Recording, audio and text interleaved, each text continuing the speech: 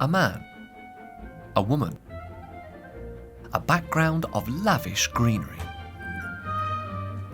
A painting by Manet. Our first impression is of an urban Adam and Eve, or a moment of flirtation in the forest. But it all seems wrong. Instead of being drawn to each other, the couple seem frozen.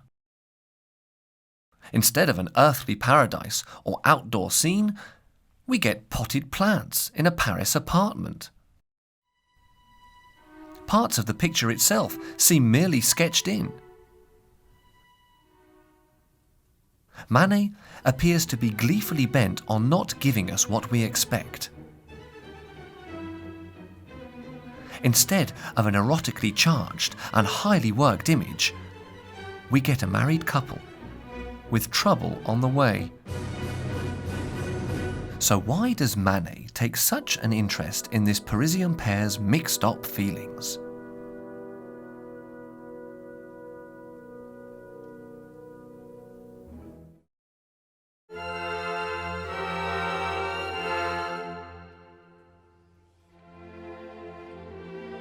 First and foremost, the picture reflects an unbridgeable gap between the woman in front, beautiful, desirable and supremely elegant.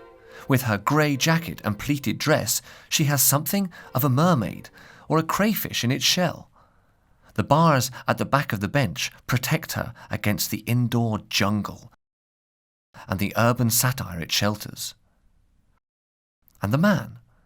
Manet does everything to make him a secondary figure, submissive and harmless. A caged lion, cramped into stooping by the picture frame, he implores the sphinx-like woman to look at him. His faintly glimmering cigar looks fragile and pathetic beside her parasol. He is quite simply outgunned. The only consolation, the only hopeful sign, appears in the centre of the picture, between the two worlds, an ungloved hand, which he shyly moves to touch. There is also a dynamic progression from left to right. On the woman's side, flowers, delicate foliage, and sharp colours. On the man's, darker colours and large, aggressive leaves. The colours, blue, white, pink, and form of the ceramic pot mimic those of the woman. Beside it, the earthenware pot, bearing Manet's signature, stands for the man. These flowers evoke desire. The pink ones are suggestive of the woman's complexion and lips. The irises follow the direction of her gaze. The two red roses symbolize passion.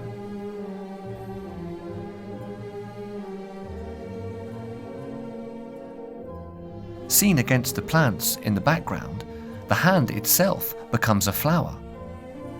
The woman, of course, is aware of these connections.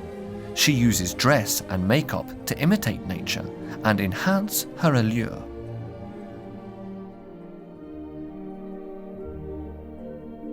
But it is frustrated male desire, above all, which gives the flowers, curves, and the hand the erotic power of a whole woman.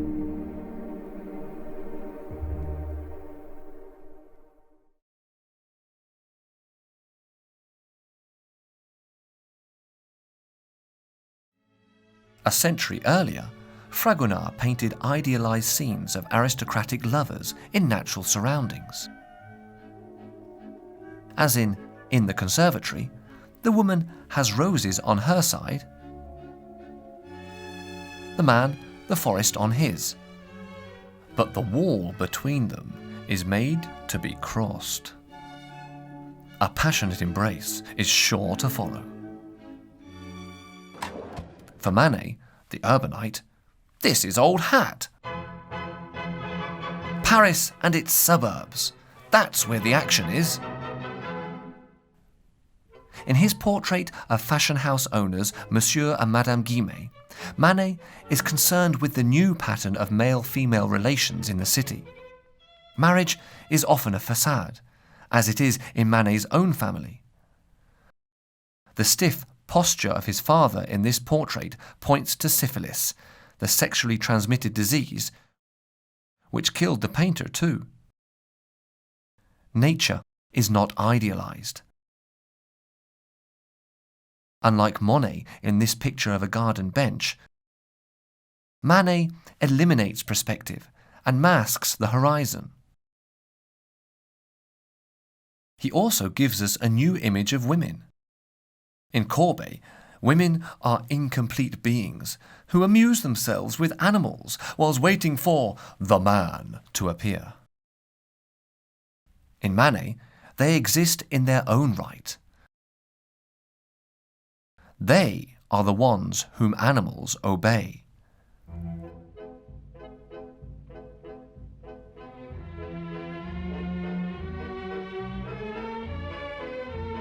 And men, when they appear, are often backgrounded, forgotten, and held at a distance. When women are partly concealed, on the other hand, the essential message is that snatched glimpses of a leg or arm are all the man can hope for. And so Madame Guimet is one of the women who interest Manet. She has the independence, the inner certainty that go with her status as a fashion tycoon.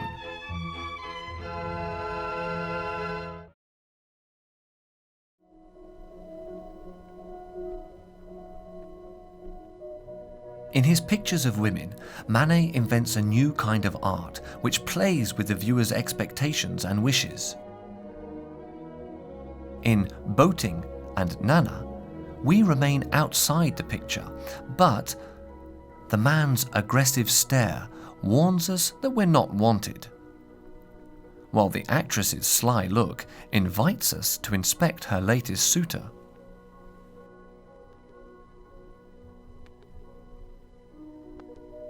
In the Conservatory and the bar at the Folies Bergère are pictures which the viewer enters, as if tumbling into a mirror. Madame Guimet ignores us, just as she ignores her husband, and so makes us doubles, linked by the same fascination. And in the bar, the man reflected in the mirror is us, would-be seducers, caught in the act. And the woman gives us the same impassive look that Manet's painting seems to give its viewers. Unlike conventional paintings, which try to make us forget the flat surface of the canvas by modelling the figures and deepening the background, Manet's pictures emphasise this flatness by reducing depth, featuring verticals and horizontals which hint at the stretcher behind the canvas. Using sharper relief with stronger contrasts, leaving certain parts apparently unfinished. In this way, they tell viewers more plainly what they are to look at. They are not allowed to linger over titillating details, while protesting hypocritically that brushwork is the draw. The picture becomes more autonomous. It gives only what it wants to give. Seen in these terms, Madame Guimet is not just a queen of fashion, but an allegory of modern painting.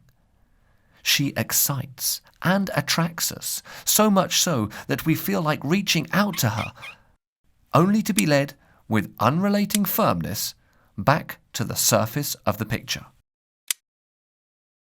Manet builds his effect on a calculated blend of the artificial and the superficial. And these are also the springs in a trap which he and Madame Guimet set for covetous spectators, who find themselves simultaneously attracted and repulsed.